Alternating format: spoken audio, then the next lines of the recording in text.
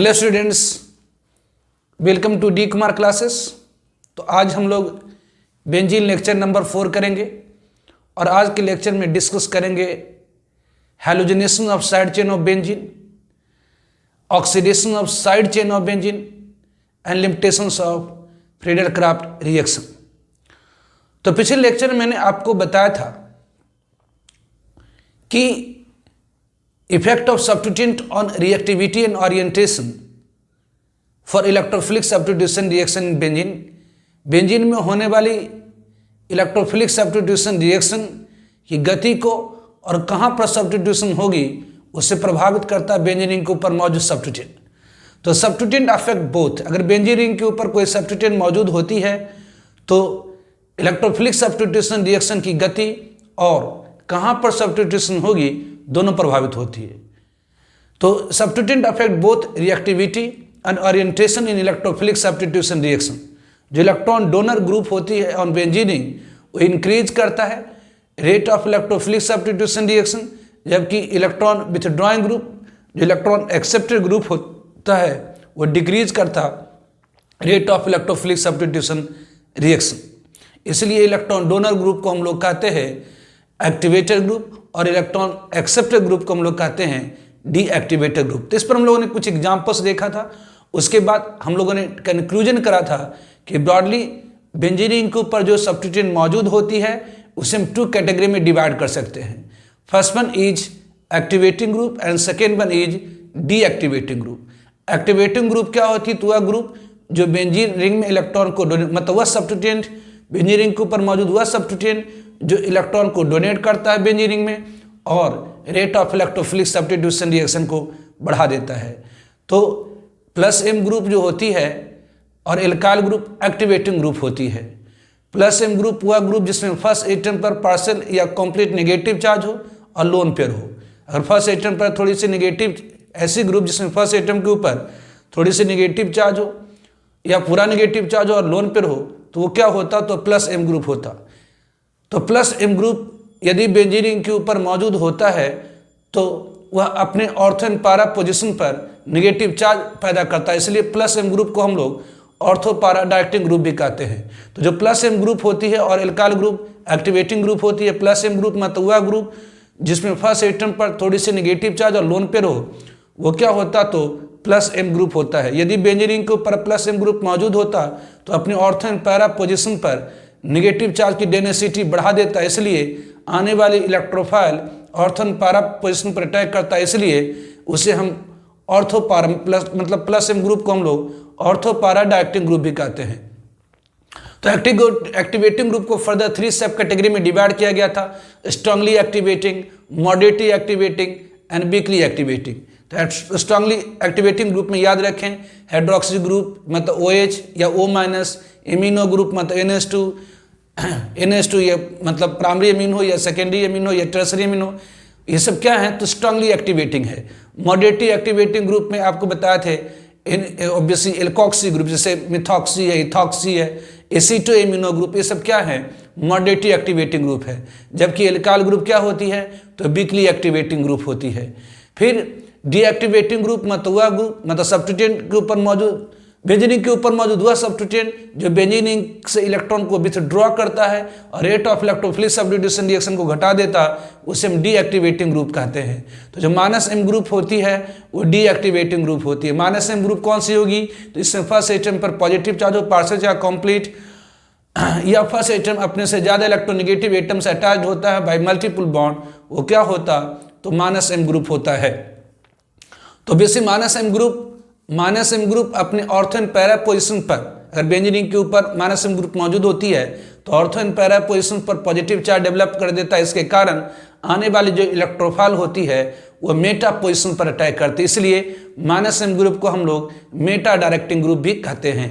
तो बेसिक जो deactivating group होती है उसे हम ब्रॉडली 3 सब कैटेगरी में डिवाइड करते हैं। एक स्ट्रांगली डीएक्टिवेटिंग, दूसरी मॉडरेटली डीएक्टिवेटिंग और तीसरी वीकली डीएक्टिवेटिंग। तो स्ट्रांगली डीएक्टिवेटिंग में याद रखिए जैसे NO2 है, अमोनियम आयन है मतलब NH3+ है या NR+3 है, मतलब नाइट्रोजन के ऊपर अगर एक पॉजिटिव चार्ज आ जाए तो वो क्या हो जाती है, तो स्ट्रांगली डीएक्टिवेटिंग होती है। CN ग्रुप है, CF3, CCl3, ये सब क्या, तो स्ट्रांगली डीएक्टिवेटिंग होती है। दूसरा मॉडरेटली डीएक्टिवेटिंग में जैसे एल्डिहाइड ग्रुप है, कीटोन ग्रुप है, कार्बोलिक एसिड जैसे COOH है, एसिड क्लोराइड COCl है, एसिड MrCONH2 है, एस्टर, ये सब क्या है, तो मॉडरेटली डीएक्टिवेटिंग ग्रुप होती है। और weekly deactivating group hello group. लेकिन ध्यान रखें, हैलोजन के केस में जो हैलो ग्रुप होती है वीकली डीएक्टिवेटिंग होती है, लेकिन ऑर्थो पैरा डायरेक्टिंग ग्रुप होती है।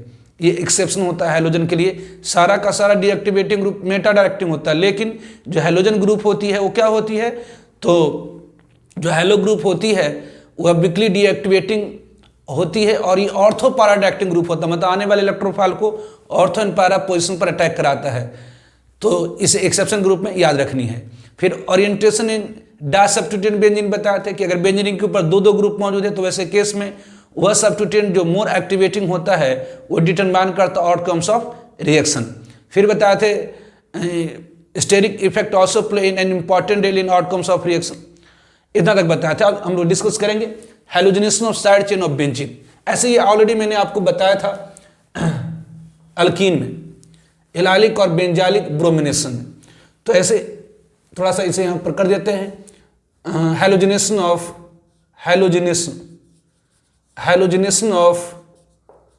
Side chain of benzene, halogenation of side chain of benzene, halogenation of side chain of benzene. तो यदि हम एल्काइल बेंजीन, जब हम एल्काइल बेंजीन को ट्रीट करते हैं हैलोजन के साथ इन प्रेजेंस ऑफ लाइट, जैसे ये बेंजीन है, ये एल्काइल बेंजीन से मान लेते इथाइल बेंजीन है, और अगर इसे ट्रीट करें हैलोजन के साथ जैसे ब्रोमीन के साथ इन प्रेजेंस ऑफ लाइट, लाइट मतलब ऑब्वियसली H, लाइट क्या होती है, स्ट्रीम ऑफ फोटोन होती है, दैट इज H। तो क्या होता, तो जो हैलोजिनेशन होती है वह बेंजालिक कार्बन पर, मतलब यहाँ पर होती है। ऑब्वियसली ये सब्स्टिट्यूशन कहाँ पर हो जाएगा, तो बेंजालिक कार्बन पर हो जाएंगी, मतलब ये CH, ये Br, ये CH3। कि ऐसा क्यों होता, इसकी मैकेनिज्म आप लोगों को मैंने बताया था। ऐसा क्यों होता, इसकी मैकेनिज्म आप लोगों को मैंने बताया था कि ऑब्वियसली यहाँ पर लाइट के प्रेजेंस में पहले ब्रोमीन की होमोलाइटिक फिजन हो जाती है, और जब ब्रोमीन की होमोलाइटिक फिजन हो जाएंगी तो ये ब्रोमीन रेडिकल फॉर्म हो जाता है। ये ब्रोमीन रेडिकल फॉर्म होती है, ये ब्रोमीन रेडिकल फॉर्म होती है। ये ब्रोमीन रेडिकल क्या करता है, तो बेसिकली बेंजीन के ऊपर अटैक करता है। ये ब्रोमीन रेडिकल क्या करेगा, तो ब्रोमीन के ऊपर बेंजीन के ऊपर अटैक करेगा, उस कार्बन हाइड्रोजन बॉन्ड को तोड़ेगा जो मोर stable carbon free radical form करेगी, और वह उस कार्बन हाइड्रोजन बॉन्ड को तोड़ता है, उस कार्बन हाइड्रोजन बॉन्ड को तोड़ता है। तो ये जो ब्रोमीन रेडिकल फॉर्म हुई है ये क्या करेगा, तो ये बेंजीन के ऊपर अटैक करेगा, और करेगा क्या, तो बेस इस कार्बन हाइड्रोजन बॉन्ड को तोड़ सकता है, या इस कार्बन हाइड्रोजन बॉन्ड को तोड़ सकता है, या इस कार्बन हाइड्रोजन बॉन्ड को तोड़ सकता है। तो किस कार्बन हाइड्रोजन बॉन्ड को तोड़ेगा, तो उस कार्बन हाइड्रोजन बॉन्ड को तोड़ेगा जिसको तोड़ने में कम एनर्जी लगेगी। तो कम एनर्जी कहाँ पर लगेंगी, तो जहाँ पर more stable carbon free radical form होगी। तो अगर इस कार्बन हाइड्रोजन बॉन्ड को तोड़ता है तो ये primary carbon free radical form होगी, अगर इस कार्बन हाइड्रोजन बॉन्ड को तोड़ता है तो secondary carbon free radical form होगी। लेकिन अगर ये कार्बन हाइड्रोजन बॉन्ड को तोड़ता है तो बेंजालिक कार्बन फ्री रेडिकल फॉर्म होगी जो स्टेबलाइज होती है रेजोनेंस द्वारा। तो बेसिक यहाँ पर जो फॉर्म होता है वो क्या होता है, तो ये बेंजालिक कार्बन फ्री रेडिकल फॉर्म होती है, बेंजालिक कार्बन फ्री रेडिकल फॉर्म होती है, दिस वन ये HBr, ये मोर स्टेबल है। ये बेंजालिक कार्बन फ्री रेडिकल होती है, ये बेंजालिक रेडिकल है जो कि क्या है, मोर स्टेबल है, इसलिए ऑब्वियसली ये मोर स्टेबल है। तो बेसिक यहाँ जो ब्रोमीन रेडिकल फॉर्म होती है लाइट के प्रेजेंस में क्या होती है, तो जो हैलोजन रेडिकल फॉर्म होती है, ब्रोमीन रेडिकल फॉर्म होती है, वो इसी कार्बन हाइड्रोजन बॉन्ड को तोड़ता है, मतलब यहीं पर सब्स्टिट्यूशन करेगा। ब्रोमीन रेडिकल क्या करा, तो उस कार्बन हाइड्रोजन बॉन्ड को तोड़ेगा जिसको तोड़ने में कम एनर्जी लगेगी। तो तोड़ने में कम एनर्जी कहाँ पर लगेगी, तो जहाँ पर more stable carbon free radical form होगी। मोर स्टेबल कार्बन रेडिकल फिर कहाँ पर फॉर्म होगी, तो ये बेंजालिक कार्बन रेडिकल सबसे ज़्यादा स्टेबल है। फिर ऑब्वियसली ये क्या होंगी, तो ये आपका क्या हो गया, तो दिस वन ये आपकी बेंजालिक रेडिकल, ऑब्वियसली एक रेडिकल्स और है दैट ब्रोमीन रेडिकल से अटैक कर जाएगा, मतलब बॉन्ड कर जाएगा, मतलब ये CH-Br। तो ध्यान रखेंगे जब हम एल्काइल बेंजीन को ट्रीट करते हैं ब्रोमीन के साथ इन प्रेजेंस ऑफ लाइट तो कहाँ पर सब्स्टिट्यूशन होती है, यहाँ पर। ऐसे यहाँ पर मैंने आपको वो और भी बताया था कि फॉर मोनोब्रोमिनेशन, फॉर नोट आपको मैंने बताया था अल्कीन में कि for monobromination monobromination at obviously benzylic carbon, ध्यान बेंजीनिक से जो डायरेक्टली अटैच कार्बन होती है उसे हम बेंजालिक कार्बन कहते हैं। तो for monobromination at benzylic carbon, for monobromination benzylic carbon be use what NBS, मतलब एन ब्रोमोसक्सिनामाइड। तो ऑब्वियसली अगर आप ब्रोमीन लाइट नहीं यूज करना चाहते हैं तो बेंजालिक कार्बन पर ब्रोमिनेशन करने के लिए आप क्या करिए, NBS यूज करिए। जो एन ब्रोमोसक्सिनामाइड होती है वो कॉन्स्टेंटली ब्रोमीन रेट का प्रोवाइड करता है और यहाँ पर सब्स्टिट्यूशन दे देगा, मतलब ये फॉर्म क्या कर देगा, तो दिसमें ये CH, ये Br, ये CH3 दे देगा दिसमें। तो ये मोस्ट सुटेबल ऑब्वियसली रिएजेंट है NBS, एन ब्रोमोसक्सिनामाइड। NBS मतलब क्या हुई, तो एन ब्रोमोसक्सिनामाइड, एन ब्रोमोसक्सिना मतलब CH2 ये COO, ये COO, ये N, it is called N bromosuccinimide, N bromosuccinimide, nitrogen से bromine succinimide. Obviously for example जैसे अगर हम लोग ले लेते हैं, अगर हमारे पास मिथाइल बेंजीन है, इसमें और एक पॉइंट ध्यान रखिएगा, जैसे हमारे पास मिथाइल बेंजीन है और इसे हम क्लोरीन के साथ रिएक्शन कराएं इन प्रेजेंस ऑफ लाइट, तो बेसिकली यदि आपका एल्काइल बेंजीन एक्सेस में रहा, अगर ये ज्यादा मात्रा में रहा, अगर ये एक्सेस में रहा तो क्या होगी, तो अगर ये एक्सेस में रहा, ये कम रहा तो मोनो क्लोरीनेशन होगी, मतलब इस एल्काइल बेंजीन पर, इस एल्काइल ग्रुप पर एक ही हाइड्रोजन को हटा करके क्लोरीन आएगा, क्योंकि यहाँ क्लोरीन कम है और ये एल्काइल बेंजीन ज्यादा है, इस कारण से मोनोक्लोरीनेशन होगी किस पर, तो बेंजालिक कार्बन पर। लेकिन यदि आपका, अगर ये आपकी एल्काइल बेंजीन है, यदि आपकी एल्काइल बेंजीन है और इसे हम क्लोरीन के साथ रिएक्शन करें और क्लोरीन एक्सेस में हो, तब क्या होगी, लाइट, तो क्या होगी, तो यहाँ पर मल्टीपल क्लोरीनेशन हो जाएगी, मतलब ये फॉर्म कर देगा ये क्या, तो CCl3, ये ऑब्वियसली ये CCl3 प्लस क्या, तो HCl, ये फॉर्म कर देगा CCl3 और HCl। तो ये halogenation of side chain of benzene. जब हम एल्काइल बेंजीन को ट्रीट करते हैं ब्रोमीन के साथ इन प्रेजेंस ऑफ लाइट, तो बेंजालिक कार्बन पर क्या होती है, मोनोब्रोमिनेशन होती है। जब एल्काइल बेंजीन को ट्रीट करते हैं ब्रोमीन के साथ इन प्रेजेंस ऑफ लाइट, तो कहाँ पर होती है, तो बेंजालिक कार्बन पर ब्रोमिनेशन होती है। क्यों, क्योंकि लाइट के प्रेजेंस में ब्रोमीन रेडिकल की होमोलाइटिक फिजन होती है और ये जो ब्रोमीन रेडिकल फॉर्म हुआ है उस कार्बन हाइड्रोजन को बॉन्ड तोड़ता है, जिसे तोड़ने में उसे सबसे कम एनर्जी लगती है। तो कहाँ पर सबसे कम एनर्जी लगती, तो किस कार्बन हाइड्रोजन बॉन्ड को तोड़ने में सबसे कम एनर्जी लगेगी, तो बेसिक ये बेंजालिक कार्बन हाइड्रोजन बॉन्ड को तोड़ने में कम एनर्जी लगेगी। क्यों, क्योंकि इस बॉन्ड को अगर तोड़ता है तो बेंजालिक रेडिकल फॉर्म होगी जो कि मोर स्टेबल है, ये जो कि मोर स्टेबल है। क्यों मोर स्टेबल है, तो ड्यू टू रेजोनेंस। ऑब्वियसली यहाँ पर हमने पढ़ा है कि एक ऐसे सिस्टम जिसमें किसी एटम के पास पॉजिटिव चार्ज, नेगेटिव चार्ज और इलेक्ट्रॉन हो या लोन पेयर हो, डायरेक्टली अटैच है कि ऐसे एटम्स का पाई बॉन्ड हो तो वो रेजोनेंस करता है। तो यहाँ रेजोनेंस के कारण ये जो बेंजालिक रेडिकल होती है वो हाईली स्टेबल होती है। इस कारण से इसे बनाने में ब्रोमीन रेडिकल को बहुत कम एनर्जी लगेगा, मतलब फटाफट ब्रोमीन रेडिकल क्या करेगा, तो सारे मॉलिक्यूल में इस कार्बन हाइड्रोजन को तोड़ करके ये बेंजालिक रेडिकल फॉर्म कर देगा, फिर इसे ब्रोमीन रेडिकल अटैच कर जाएंगी, बॉन्ड कर जाएंगी, तो ये बेंजालिक सब्स्टिट्यूशन होगी। तो ध्यान रखेंगे जब हम एल्काइल बेंजीन को ट्रीट करेंगे ब्रोमीन के साथ इन प्रेजेंस ऑफ लाइट तो ये होगी। लेकिन अगर इसी एल्काइल बेंजीन को, लेकिन ध्यान रखिएगा इसी एल्काइल बेंजीन को अगर हम ट्रीट कराएंगे Cl2 और इन प्रेजेंस ऑफ लेविस एसिड, तो इस रिंग के ऊपर, मतलब बेंजीन रिंग के ऊपर इलेक्ट्रोफिलिक सब्स्टिट्यूशन होगी। ठीक है,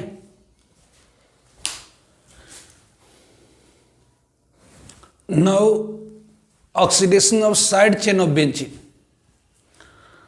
तो बेंजीन इसकी ये साइड चेन है, ऑब्वियसली जैसे यहाँ मिथाइल है, ऑब्वियसली यहाँ इथाइल है, तो मिथाइल हो, इथाइल हो, आइसोप्रोपाइल हो, कुछ भी हो, तो एल्काइल बेंजीन मतलब ये बेंजीन इसका ये साइड चेन बेंजीन, ये इसका साइड चेन बेंजीन, इसका साइड चेन है। तो जब एल्काइल बेंजीन को हम ट्रीट करते हैं strong oxidizing agent like hot alkaline केमोनोफोर, ये हॉट होना चाहिए, अल्कलाइन मतलब बेसिक मीडियम पोटेशियम परमैंगनेट। ध्यान रखें हॉट केमोनोफोर जो होता है एक स्ट्रॉन्ग ऑक्सीडाइजिंग एजेंट होता है। तो जब हम एल्काइल बेंजीन को ट्रीट करते हैं, चाहे आपका मिथाइल बेंजीन हो, इथाइल बेंजीन हो, प्रोपाइल बेंजीन हो, ब्यूटाइल बेंजीन हो, आइसोप्रोपाइल बेंजीन हो, आइसोब्यूटाइल बेंजीन हो, तो जब हम एल्काइल बेंजीन को ट्रीट करते हैं strong oxidizing agent like hot alkaline केमोनोफोर फॉलोड विथ एसिडिफिकेशन। ध्यान दीजिए यहाँ पर आपने ऑक्सीडेशन के लिए अल्कलाइन सोल्यूशन यूज करा है। तो जब हम कभी भी अल्कलाइन सोल्यूशन यूज करते हैं, बेसिक सोल्यूशन यूज करते हैं, तो फाइनली उसे न्यूट्रलाइज करने के लिए एसिड डाल देते हैं, दैट इज कॉल्ड एसिडिफिकेशन। तो जब हम एल्काइल बेंजीन को ट्रीट करते हैं स्ट्रॉन्ग ऑक्सीडाइजिंग एजेंट, कौन सी? तो hot alkaline KMnO4 followed with acidification या एसिडिफाइड पोटेशियम डाइक्रोमेट भी। एसिडिफाइड पोटेशियम डाइक्रोमेट भी क्या होती है? एक स्ट्रॉन्ग ऑक्सीडाइजिंग एजेंट होती है।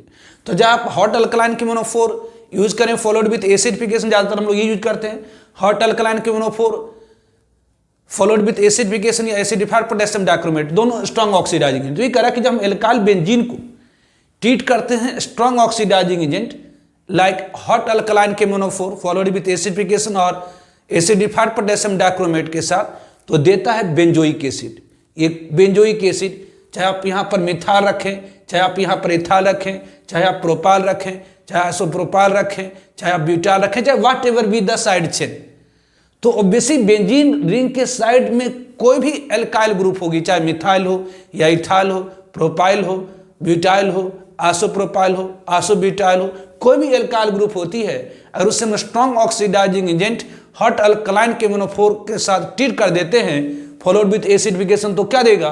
तो कुछ भी साइड चेन हो, ये ऑक्सीडाइज होकर के सीडोलेज, ये भी ऑक्सीडाइज होकर के सीडोलेज, ये भी ऑक्सीडाइज होकर के सीडोलेज। तो ये कह रहा है कि जब हम एल्काइल बेंजीन को ट्रीट करते हैं strong oxidizing agent like hot alkaline KMnO4 followed with acidification या acidified potassium dichromate give benzoic acid regardless of length of chain. मतलब ये चेन कितनी भी लंबी क्यों ना हो, ये चेन कितनी भी लंबी क्यों ना हो, यदि हम एल्काइल बेंजीन को ट्रीट कर देंगे हॉट अल्कलाइन KMnO4 के साथ, तो इस साइड चेन की ऑक्सीडेशन हो जाएगी किसमें? सीडोलेज ग्रुप में। मतलब कोई भी एल्काइल बेंजीन होगी उसे हम हॉट अल्कलाइन KMnO4 के साथ ट्रीट करा देंगे फॉलोड विथ एसिडिफिकेशन, तो क्या देगा? बेंजोइक एसिड देगा। लेकिन एक इसमें एक्सेप्शन है कि यदि साइड चेन में टर्सरी एल्काइल ग्रुप हो, यदि साइड चेन में क्या हो तो टर्सरी एल्काइल ग्रुप है, ऑब्वियसली एक ऐसी कार्बन जो 3 अदर कार्बन से बॉन्डेड, तो यदि साइड चेन में टर्सरी एल्काइल ग्रुप होती है तो उसकी ऑक्सीडेशन नहीं होती। एक बार पूछा है जेई के अंदर कि अगर साइड चेन में आप कोई भी एल्काइल बेंजीन को हॉट अल्कलाइन KMnO4 के साथ ट्रीट कर देते हैं तो ऑक्सीडाइज होकर के बेंजोइक एसिड देता है। किसी भी एल्काइल बेंजीन को हम हॉट अल्कलाइन KMnO4 के साथ ट्रीट कर देते हैं तो साइड चेन की ऑक्सीडेशन हो जाती है और बेंजोइक एसिड दे देता है। लेकिन यदि साइड चेन में टर्सरी एल्काइल ग्रुप होती है और उसके ऊपर हम strong oxidizing agent hot alkaline KMnO4 डालते हैं तो ऑक्सीडेशन नहीं होती। ऐसा इसलिए क्योंकि जो ऑक्सीडेशन होती है साइड चेन की वो शुरुआत होती है by abstract of benzylic hydrogen. मतलब ये बेंजालिक कार्बन पर मौजूद हाइड्रोजन, ये बेंजालिक कार्बन पर मौजूद हाइड्रोजन, इस बेंजालिक कार्बन पर मौजूद हाइड्रोजन को क्या करता है तो स्ट्रॉन्ग ऑक्सीडाइजिंग मतलब MnO4 माइनस मतलब KMnO4 एब्स्ट्रैक्ट करता है और ऑक्सीडेशन करता है। ये कह रहा है कि सारे एल्काइल बेंजीन को कोई भी साइड चेन में एल्काइल ग्रुप होगी तो बेंजीन में कोई भी साइड चेन में एल्काइल ग्रुप होगी, अगर उसे हम हॉट अल्कलाइन KMnO4 के साथ ट्रीट करेंगे तो बेंजोइक एसिड देगा। लेकिन यदि साइड चेन में टर्सरी एल्काइल ग्रुप होती है और उसे हम हॉट अल्कलाइन KMnO4 के साथ ट्रीट करते हैं तो ऑक्सीडेशन नहीं होती, मतलब एक्सेप्शन होगी। मतलब किसी भी एल्काइल बेंजीन को हम ट्रीट करते हैं हॉट अल्कलाइन KMnO4 के साथ फॉलोड विथ एसिडिफिकेशन तो हमें बेंजोइक एसिड देता है। लेकिन यदि साइड चेन में टर्सरी एल्काइल ग्रुप होती है और यदि उसे हम ट्रीट करते हैं हॉट अल्कलाइन KMnO4 के साथ तो ऑक्सीडेशन नहीं होती है। उसका कारण क्या है? Oxidation of side chain begin by abstract of benzylic hydrogen. मतलब यहां पर एक हाइड्रोजन होनी चाहिए। अगर एल्काइल ग्रुप है साइड चेन में तो यहां पर एक हाइड्रोजन होना चाहिए। इसी की एब्स्ट्रैक्ट से, इसी की पहले जो ऑक्सीडाइजिंग एजेंट होता है यहीं पर मौजूद बेंजालिक कार्बन के हाइड्रोजन को एब्स्ट्रैक्ट करता है। तो ये कह रहा है कि जब ऑक्सीडेशन ऑफ साइड चेन होती है वो बिगिन होती है by abstract of benzylic hydrogen but tertiary alkyl group do not have benzylic hydrogen so its oxidation do not take place. इसलिए यहां पर कोई बेंजालिक हाइड्रोजन है ही नहीं। अगर इसे हम ट्रीट कराएंगे हॉट अल्कलाइन KMnO4 के साथ तो इसकी ऑक्सीडेशन नहीं होगी। तो ध्यान रखना इट्स इंपॉर्टेंट कि किसी भी एल्काइल बेंजीन को अगर हम ट्रीट कराते हैं, किसी भी एल्काइल बेंजीन को अगर हम ट्रीट करेंगे मतलब ये बेंजीन होगी side chain alkyl group, benzene होगी साइड चेन एल्काइल ग्रुप होगी, तो किसी भी एल्काइल बेंजीन को अगर हम ट्रीट कराते हैं हॉट अल्कलाइन KMnO4 के साथ तो साइड चेन की ऑक्सीडेशन हो जाती है और देता है benzoic acid regardless of length of chain, चाहे साइड चेन कितनी भी लंबी क्यों नहीं हो। लेकिन यदि साइड चेन में टर्सरी एल्काइल ग्रुप होती है तो उसकी ऑक्सीडेशन नहीं होती। क्यों? क्योंकि जो साइड चेन की ऑक्सीडेशन की शुरुआत होती है by abstract of benzylic hydrogen, लेकिन यहां पर कोई बेंजालिक हाइड्रोजन नहीं है। ध्यान दें साइड चेन की oxidation not restricted to alkyl group. ऐसा नहीं है कि सिर्फ यहां पर एल्काइल ग्रुप होगा तभी आप कि साइड चेन की ऑक्सीडेशन होगी, ऐसा नहीं है। अगर साइड चेन में अल्किनाल ग्रुप हो, मतलब अगर साइड, ये बेंजीन रिंग है, इसके साइड चेन में अगर अल्किनाल ग्रुप हो, अल्कानाइड हो, एल्डिहाइड हो, कीटोन हो, एल्डिहाइड हो, कीटोन हो, एसिड क्लोराइड हो, कुछ भी हो, यदि ऐसा नहीं है कि बेंजीन रिंग के साइड चेन में सिर्फ एल्काइल ग्रुप होगी और उसे हम हॉट अल्कलाइन के NO4 के साथ ट्रीट करेंगे तो वो बेंजोइक एसिड देता है, ऐसा नहीं है। इतना ही नहीं है, यदि साइड चेन में अल्किनाल ग्रुप हो, अल्कानाल ग्रुप हो, एल्डिहाइड हो, कीटोन हो, एसिड क्लोराइड हो, कुछ भी होगी और उसे हम हॉट अल्कलाइन के NO4 के साथ ट्रीट कर देंगे तो वो भी क्या देगा, बेंजोइक एसिड देगा regardless of length of the chain. तो जो ऑक्सीडेशन ऑफ साइड चेन होती है किसके द्वारा, बेंजीन की जो साइड चेन की ऑक्सीडेशन होती है किसके द्वारा कराया जाता है, तो हॉट अल्कलाइन के NO4, मतलब स्ट्रॉन्ग ऑक्सीडाइजिंग, तो देता क्या, तो बेंजोइक एसिड। ऐसा नहीं है कि सिर्फ oxidation of side chain restricted है एल्काइल बेंजीन तक ही, और basis side chain oxidation not restricted to alkyl group. अगर साइड चेन में अल्किनाइल हो, अल्कानाइल हो, अल्किनाइल हो मतलब डबल बॉन्ड अल्कानाइन है, एल्डिहाइड है, कीटोन है, एसिड क्लोराइड है, तब भी और इसे हम ट्रीट कराते हैं हॉट अल्कलाइन के NO4 के साथ, तो ये भी क्या देता है, बेंजोइक एसिड। तो ध्यान रखेंगे किसी भी अल्काइल बेंजीन को अगर आप ट्रीट करा देंगे हॉट अल्कलाइन के NO4 के साथ तो वो बेंजोइक एसिड देता है regardless of length of the chain. लेकिन अगर साइड चेन में टर्सरी अल्काइल ग्रुप होती है और उसे हॉट अल्कलाइन के NO4 के साथ ट्रीट कराते हैं तो उसकी ऑक्सीडेशन नहीं होती है, और बेसिस सिर्फ अल्काइल ग्रुप अल्काइल बेंजीन की ऑक्सीडेशन नहीं होती है हॉट अल्कलाइन के NO4 के साथ, बल्कि अगर साइड चेन में कोई भी alkynyl, alkanoyl, aldehyde, ketone, acid chloride होगा और उसे हॉट अल्कलाइन के NO4 के साथ ट्रीट करा देंगे तो वो क्या देगा, बेंजोइक एसिड देगा। ठीक है।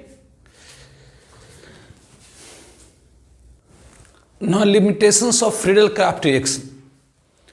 Friedel-Crafts रिएक्शन की रुकावटें, Friedel-Crafts रिएक्शन में कुछ रुकावटें हैं, that is called limitations of Friedel-Crafts reaction.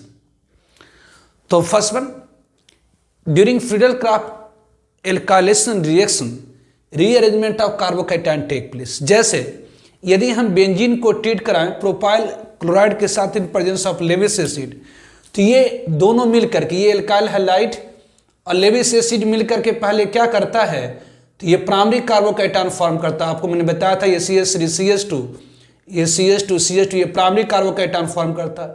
और ये प्राइमरी कार्बोकैटायन चूंकि लेस स्टेबल होती हैं इसे रीअरेंज कर जाता है किस में, तो सेकेंडरी कार्बोकैटायन में, सेकेंडरी कार्बोकैटायन में, सेकेंडरी कार्बोकैटायन, ये सेकेंडरी कार्बोकैटायन में चेंज कर जाता है। अब ये सेकेंडरी कार्बोकैटायन बेंजीन रिंग के ऊपर इलेक्ट्रोफिलिक सब्स्टिट्यूशन रिएक्शन करके आइसोप्रोपाइल बेंजीन देगा। मतलब बेंजीन को यदि आप N propyl chloride, normal propyl chloride के साथ रिएक्शन कराएं प्रेजेंस ऑफ लेविस एसिड, तो ये एन प्रोपाइल बेंजीन नहीं देगा, दिस विल नॉट गिव, ये आपको क्या दे देगा, तो ये आइसोप्रोपाइल बेंजीन दे देगा। क्यों, क्योंकि during Friedel-Crafts reaction, during Friedel-Crafts alkylation reaction यदि कोई लेस स्टेबल कार्बोकैटायन फॉर्म होती है तो रीअरेंज कर जाता है मोर स्टेबल कार्बोकैटायन में बाय बॉन्ड टू शिफ्ट। तो ये लिमिटेशन है, रुकावटें हैं। तो during Friedel-Crafts alkylation reaction rearrangement of carbocation take place. तो बेसिस ऐसा इसलिए होता कि एल्काइल हैलाइड लेविस एसिड के साथ रिएक्शन करने के बाद कार्बोकैटायनिक इंटरमीडिएट फॉर्म करता है, और यदि वह कार्बोकैटायनिक इंटरमीडिएट लेस स्टेबल हुई तो वो रीअरेंज कर जाता मोर स्टेबल कार्बोकैटायनिक इलेक्ट्रोफाइल में, और वह बेंजीन के ऊपर इलेक्ट्रोफिलिक सब्स्टिट्यूशन रिएक्शन कराएगा। तो ये लिमिटेशंस है। पहला कि during Friedel-Crafts alkylation reaction rearrangement of carbocation take place. Second one, Friedel-Crafts reaction do not occur when benzene ring bears strong electron withdrawing group like NO2 ammonium ion. Obviously ये simple ammonium ion है, ये secondary primary ammonium ion हो, primary ammonium ion मतलब nitrogen एक carbon से simple ammonium ion हो, या nitrogen से एक एल्काइल ग्रुप मतलब प्राइमरी अमोनियम आयन हो, या सेकेंडरी अमोनियम आयन हो, या टर्सरी अमोनियम आयन हो। तो Friedel-Crafts रिएक्शन करा कि नहीं होता है जब बेंजीन रिंग के ऊपर स्ट्रॉन्ग इलेक्ट्रॉन विथड्रॉइंग ग्रुप मौजूद होती है, जैसे नाइट्रो ग्रुप। नाइट्रो ग्रुप में क्या होती, तो ये NO2 है, ये नाइट्रो ग्रुप में क्या है, तो NO2 है। और बेसिक कोऑर्डिनेट बॉन्ड कॉम्बिनेशन होती है इलेक्ट्रोवैलेंट एंड कोवैलेंट बॉन्ड की, मतलब इस कोऑर्डिनेट बॉन्ड जब पर सिंगल बॉन्ड दीजिए और जो डोनर है प्लस या माइनस, तो यहाँ पर नाइट्रोजन पर क्या है, तो एक कंप्लीट पॉजिटिव चार्ज है। तो इसके कारण अगर नाइट्रोजन के ऊपर एक कंप्लीट पॉजिटिव चार्ज होता है तो रिंग से इतना ज्यादा इलेक्ट्रॉन खींच लेता है, बेंजीन रिंग से NO2 वगैरह या अमोनियम आयन इतना ज्यादा इलेक्ट्रॉन को खींच लेता है कि कार्बोकैटायनिक इलेक्ट्रोफाइल बेंजीन रिंग को अटैक ही नहीं कर पाता। तो ये करा कि Friedel-Crafts reaction do not occur if benzene ring bear strong electron withdrawing group like NO2 ammonium ion, because these group deactivate the ring to such extent that carbocationic electrophile do not attack the benzene ring। मतलब अगर benzene ring के ऊपर NO2 group रही तो nitrogen के ऊपर क्या है, तो यहाँ फर्स्ट एटम आपका नाइट्रोजन है, यहाँ फर्स्ट एटम क्या है तो नाइट्रोजन है, ये फर्स्ट एटम क्या है तो नाइट्रोजन है, फर्स्ट एटम क्या है तो नाइट्रोजन है, यहाँ कोऑर्डिनेट बॉन्ड के ऊपर सिंगल बॉन्ड दिए प्लस से माइनस, तो यहाँ फर्स्ट एटम पर नाइट्रोजन है और नाइट्रोजन पर एक कंप्लीट पॉजिटिव चार्ज है। तो ये कंप्लीट पॉजिटिव चार्ज होने से क्या करता है, तो बेंजीन रिंग से इतना ज्यादा इलेक्ट्रॉन को खींच लेता है कि यहाँ पर इलेक्ट्रॉन की बहुत ज्यादा डिफिशियंसी हो जाती, कमी हो जाती। अब ये दोनों मिलकर क्या करेगा, ये दोनों मिलकर क्या करेगा, तो कार्बोकैटायनिक इलेक्ट्रोफाइल पैदा करेगा। और कार्बोकैटायनिक इलेक्ट्रोफाइल को क्या चाहिए, तो इलेक्ट्रोफाइल को इलेक्ट्रॉन चाहिए। तो ऑलरेडी पहले बेंजीन रिंग के ऊपर मौजूद ग्रुप ही इलेक्ट्रॉन को खींच के चल दिया है, तो ऑब्वियसली ये कार्बोकैटायनिक इलेक्ट्रोफाइल इसके ऊपर अटैक नहीं कर पाएगा, क्योंकि यहाँ पर इसके रिक्वायरमेंट के अनुसार इलेक्ट्रॉन मिलेगा ही नहीं मिलेगा, इस यहाँ पर इलेक्ट्रॉन इसे मिलेगा ही नहीं उतना, इसलिए कार्बोकैटायनिक इलेक्ट्रोफाइल अटैक नहीं करेगा। वही करा कि अगर Friedel Crafts reaction do not occur if benzene ring bear strong electron withdrawing group like NO2 ammonium ion, because these group deactivate the ring to such extent that carbocationic electrophile do not attack benzene ring. मतलब अगर benzene ring के ऊपर NO2 हो या ammonium ion हो, तो ये सारी जो ग्रुप होती हैं, ये सारी जो ग्रुप होती हैं रिंग से इतनी ज्यादा इलेक्ट्रॉन को खींच लेता है कि आने वाले इलेक्ट्रोफाइल के लिए कुछ छोड़ता ही नहीं। इस कारण से कार्बोकैटायनिक इलेक्ट्रोफाइल अटैक नहीं कर पाएगा।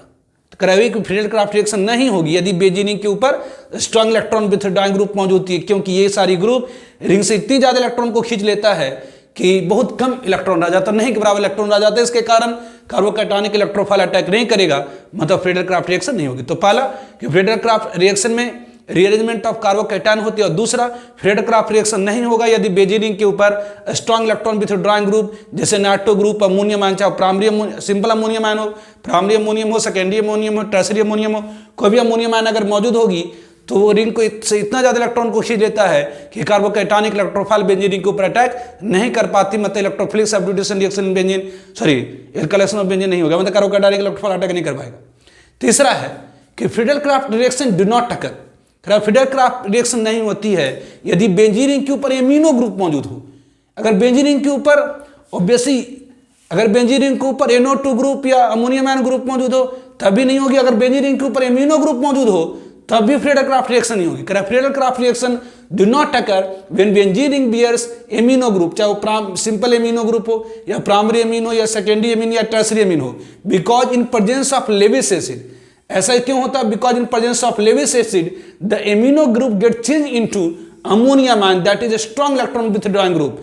अगर बेंजीन रिंग के ऊपर एमीन ग्रुप है, अगर एमिनो ग्रुप है, अगर एमीन ग्रुप है, तब भी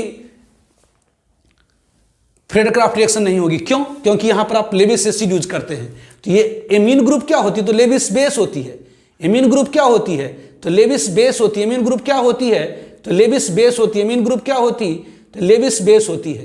तो अगर एमीन ग्रुप लेविस बेस है, क्या है, तो लेविस एसिड है। तो लेविस बेस क्या करता है, तो लेविस एसिड को इलेक्ट्रॉन डोनेट करता है बाय कोऑर्डिनेट बॉन्ड। तो अगर आपके पास ऐसी बेंजीन है जिसके ऊपर कोई एमिनो ग्रुप है, तो एमिनो ग्रुप तो लेविस बेस होती है।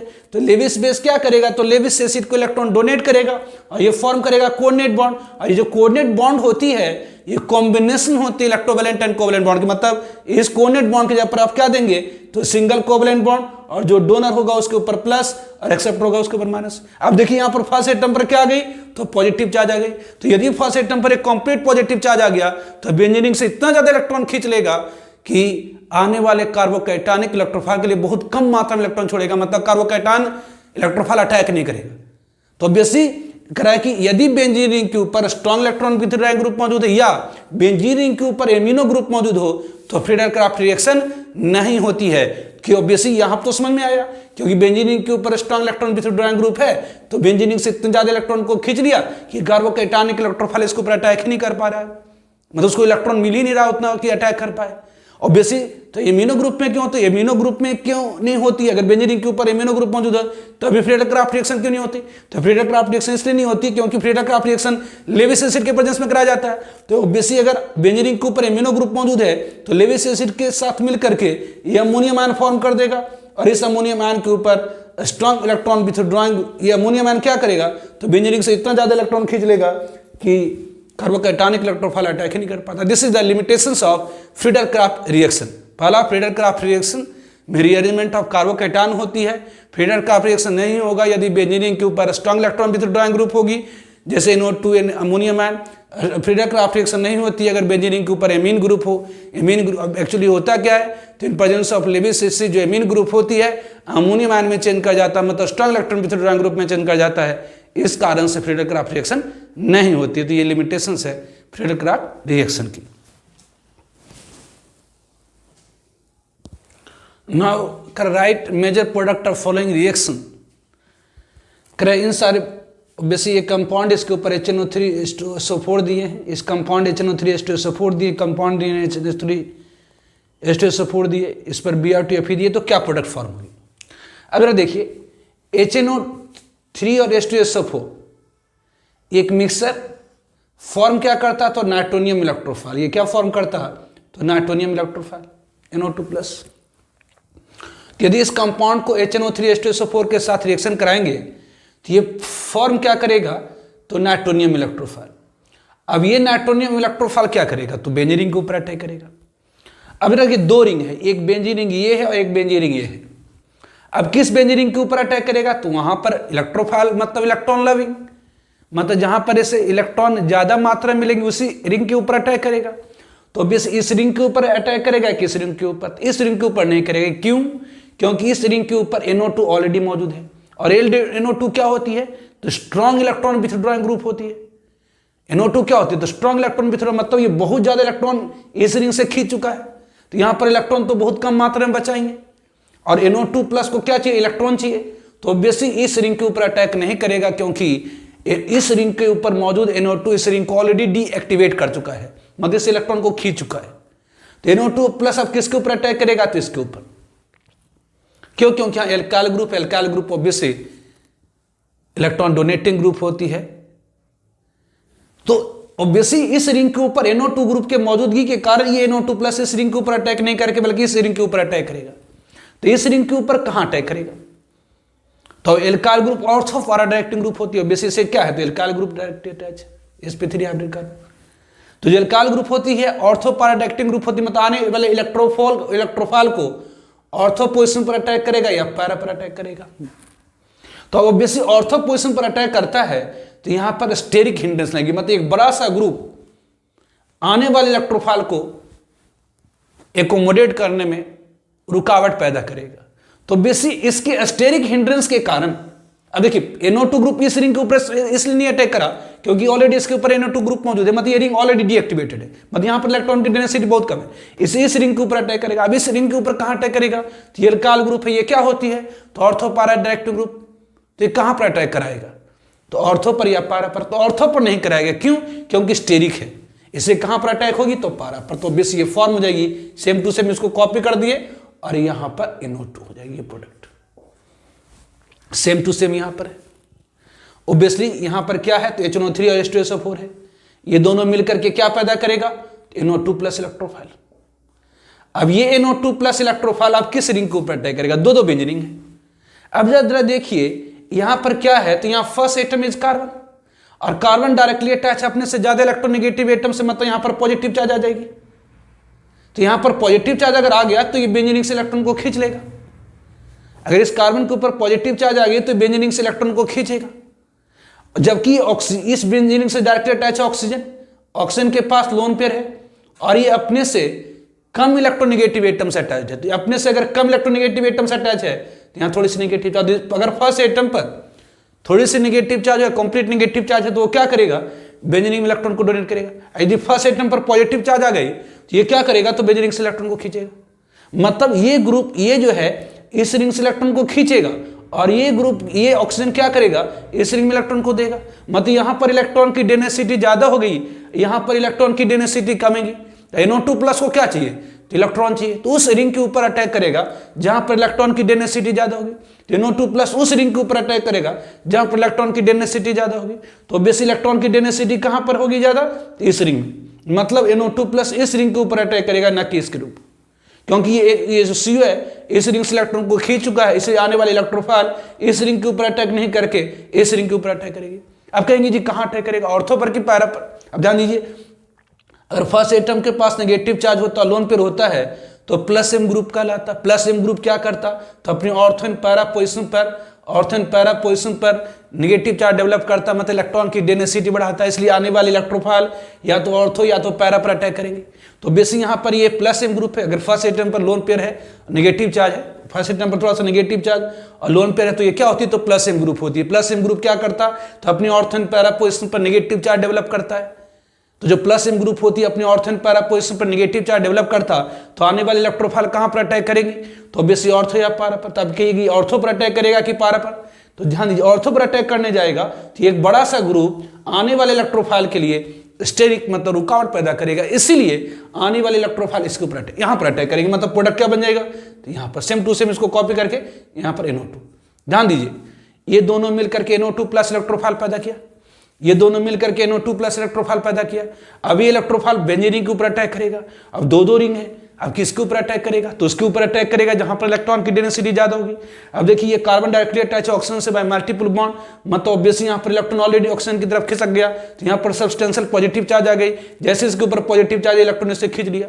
जबकि यहाँ पर क्या है, तो ऑक्सीजन डायरेक्टली अटैच है कार्बन से, मतलब अपने से कम इलेक्ट्रोनेगेटिव एटम द्वारा। तो ऑब्वियसली अगर कोई एटम अपने से कम इलेक्ट्रोनेगेटिव एटम से बॉन्डेड है, तो उसकी इलेक्ट्रॉन अपनी तरफ खिसका करके उसके ऊपर अपने ऊपर थोड़ी सी नेगेटिव चार्ज, तो यहाँ पर नेगेटिव चार्ज है लोन पेयर है, तो ये क्या करेगा, तो जिसके पास नेगेटिव, अगर फर्स्ट एटम पर नेगेटिव चार्ज इलेक्ट्रॉन देता है, फर्स्ट एटम पर थोड़ा सा पॉजिटिव चार्ज आ जाएगा, इलेक्ट्रॉन खींचेगा, तो इसमें इलेक्ट्रॉन देगा, मतलब ये एक्टिवेटेड रिंग है, ये डीएक्टिवेटिंग रिंग है, मतलब यहाँ पर इलेक्ट्रॉन की डेंसिटी कम है, यहाँ ज्यादा, इसलिए आने वाले इलेक्ट्रोफाइल को क्या चाहिए, इलेक्ट्रॉन, तो जहां पर इलेक्ट्रॉन की डेंसिटी जहां ज्यादा होगी उस पर अटैक करेगा, तो इस पर अटैक करेगा। अब इस पर कहां अटैक करेगा, तो आप जानते हैं अगर फर्स्ट एटम पर नेगेटिव चार्ज और लोन पर होती है तो अपनी ortho and para position mesomeric effect में बढ़ा, अगर फर्स्ट एटम पर नेगेटिव चार्ज थोड़ा सा और लोन पर होता तो अपनी ऑर्थो एंड पैरा पोजिशन पर नेगेटिव चार्ज डेवलप करता है, इसलिए आने वाले electrophile ortho and para position पर अटैक करेगी, मतलब यहाँ या यहाँ पर इसे नहीं अटैक करेगा क्योंकि स्टेरिक पैदा करेगा। इस अटैक कहां पर करेगा, तो यहाँ पर this same to same concept यहाँ पर है।